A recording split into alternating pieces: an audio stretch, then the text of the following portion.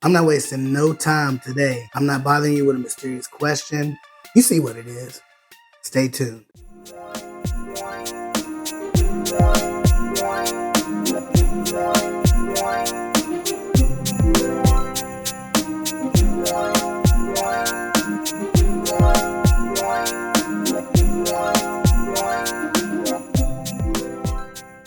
Welcome to the 6th Day of Whiskey. I'm Cyncere, and tonight I am going to figure out which Bookers that I've tasted is the favorite for 2023. We're going to do this by doing a blind tasting, keeping in spirit with the last couple of videos.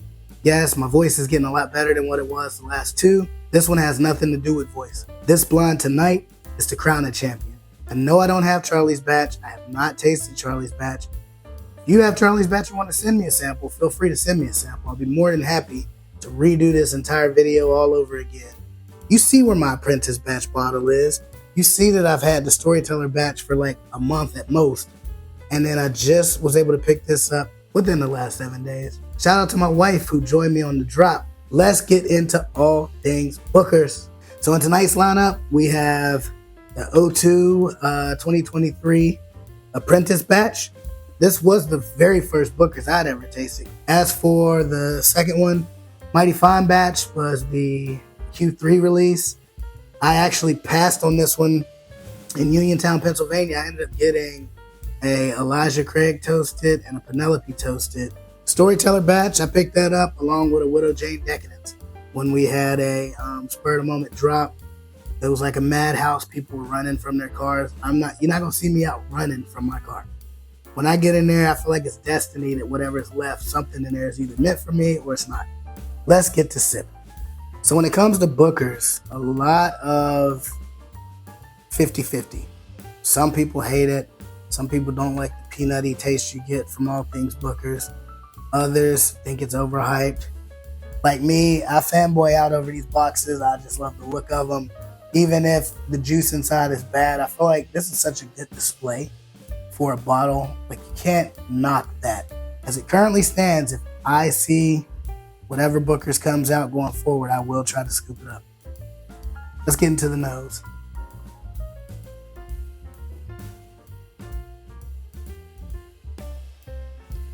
So A has a really solid nose. I get a deep caramel, deep oak. And I get that peanutty, peanut shells, Logan's Restaurant peanuts.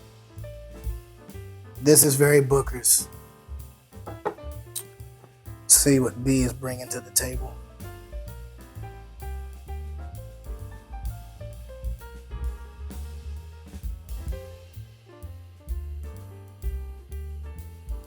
Okay, so B.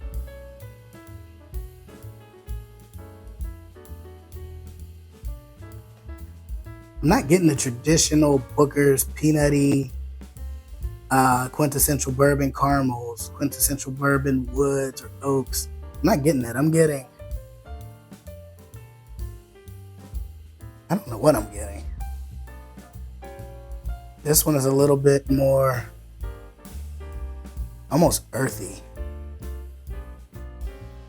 And a little bit of the peanut on the back end, but not. This one makes me want to take a sip immediately. This one has me wondering, did I pour the right bottle? Granted, I hope this isn't the apprentice batch, because I really enjoyed the apprentice batch. As my first Bookers, maybe my palate was a little more biased towards it then, if that's what this one is. All right, let's see what C has to offer. There it is. Okay, that. So far, my favorite nose. This one. I don't know what they did to amp up the sweet carnival peanut. And I don't mean the orange ones. I mean, you get the cinnamon or brown sugar coated, nice, warm, in the little funnel cone. Wow. The nose on this one. This nose wins. I don't even know what they taste like yet. But this nose has got my attention. Let's see what A has to offer.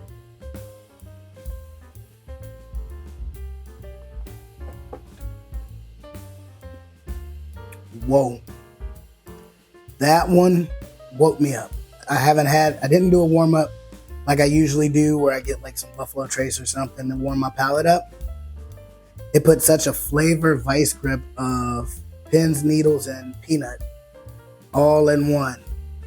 I always forget that these are, I think, in the 120 and up proof.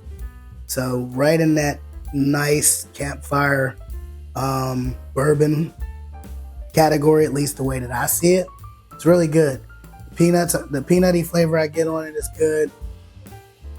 It has a lot more of that subtle bourbon taste that I like when you get some of that oaky, not like campfire smoky oaky, but just more of a lighter oak, more of that honey taste mixed with the peanuts. This right here is definitely a keeper. Well, I won't say a keeper when I'm in a blind, but it's a keeper in terms of whichever one this is. I know this will be one to introduce to the fellows on Bourbon.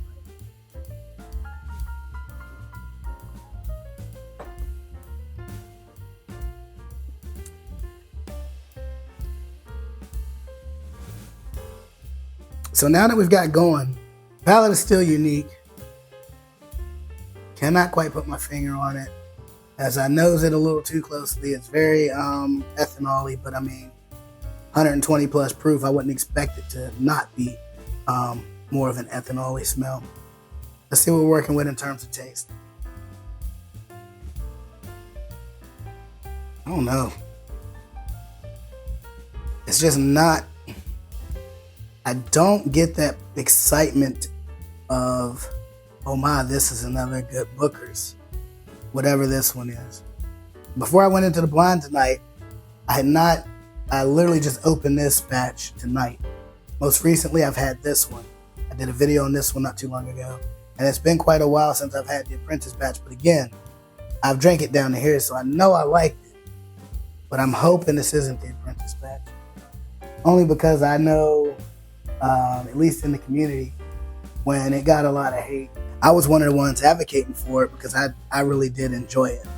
Let's go to C.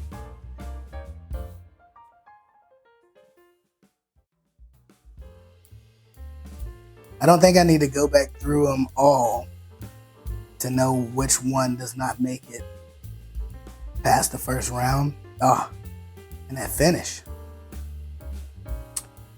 Something about that sweet oaky, peanut brittly finish. This one came to play. B, you are the weakest link. Goodbye. So now we're down to A and C. So now that I'm warmed up, the nose on this one is a lot more relaxed. Even if I go deeper into the cone, I don't get as much of that ethanol-y scent as I did when I first put my whole nose in it before we even took a sip. It's got a good nose on it. A little bit more of the caramel finish. I get a lot of that Booker's peanutty finish that I like to get. Nose on C. Gosh, whatever. C catches me by surprise because C gives me like a Buffalo Trace-esque caramel meets stag, chocolatey, oaky, C923, chocolatey, oaky. I may take and put whatever this is and pit it against C923 and stag for my next video. Just from the noses alone, I have to pick C. But luckily, I'm going to taste them both.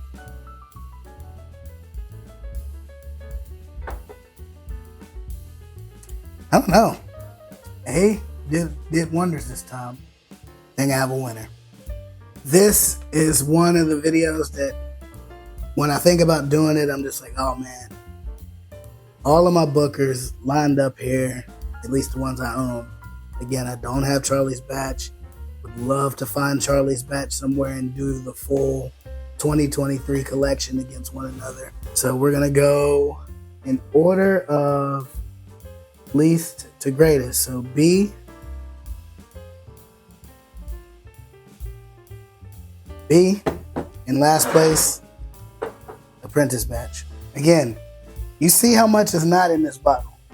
I enjoy this, but I now give a lot more credit to my whiskey tuber role models.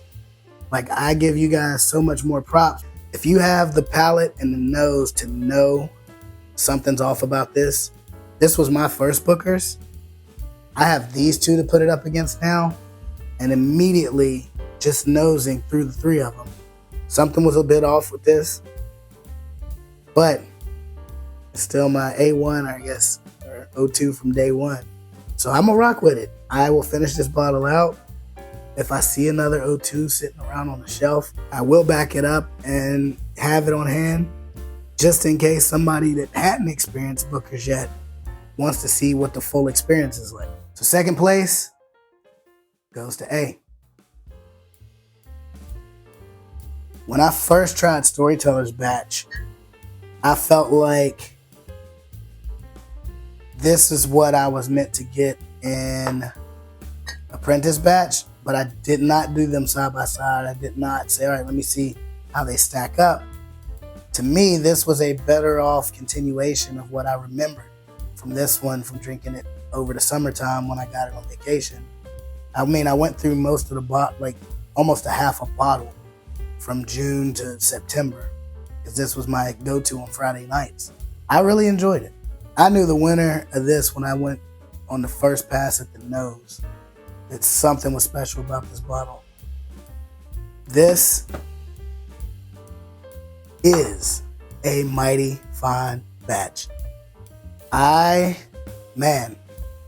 This now jumps up to my possible top bourbon for 2023 list. Maybe I'll do that for my finale. Maybe that'll be the 12th day of Christmas. Let me know in the comments if you want to see that sooner rather than later.